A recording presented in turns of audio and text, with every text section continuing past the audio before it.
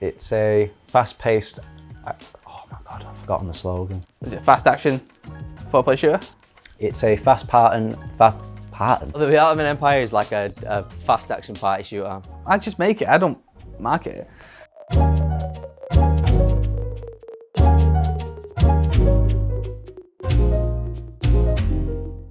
The Ottoman Empire is a pun that went way too far.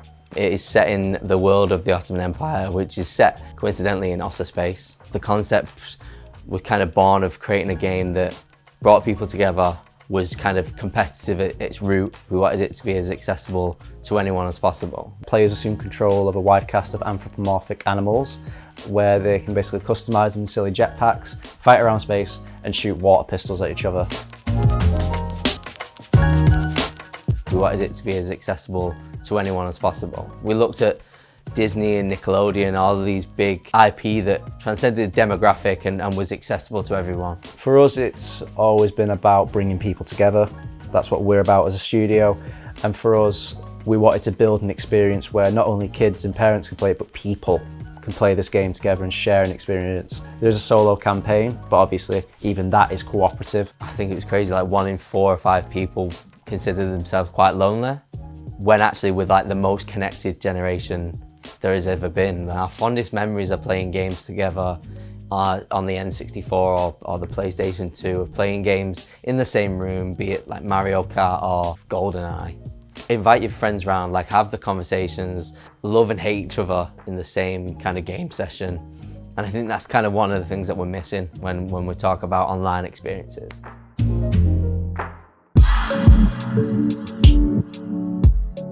Making an online game is not as easy as it comes across. No one tells people about how difficult online is. Around December in 2018, that's when the reality hit us. It's a very expensive process. Even just doing peer-to-peer can be very, very expensive.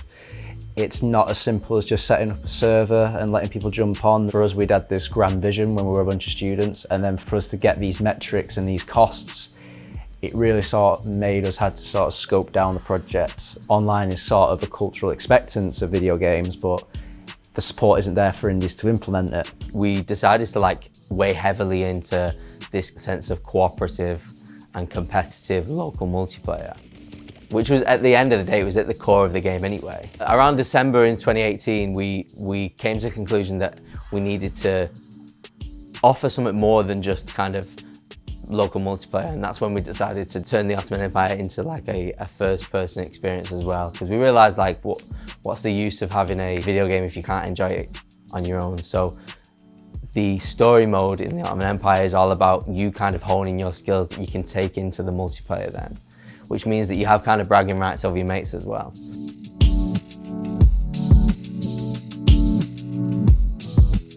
Major thought process behind the characters was trying to make each one unique as possible. I was looking at Fortnite, they're all unique, even though they are pretty much the same character, just with a different skin.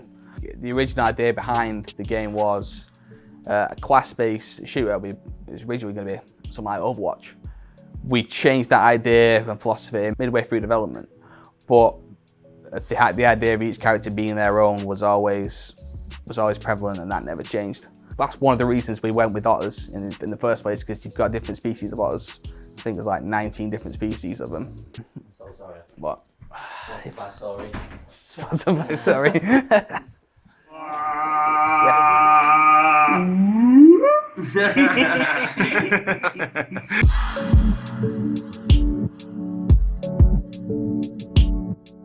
We wanted to kind of give each party their opportunity to customize their own match in each round of their game of the Ottoman Empire.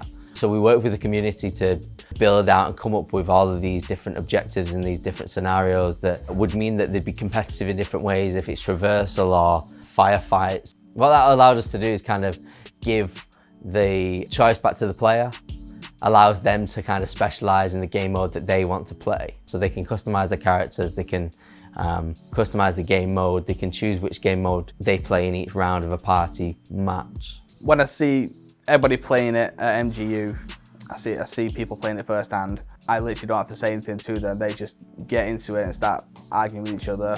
If they're making noise, they're enjoying it.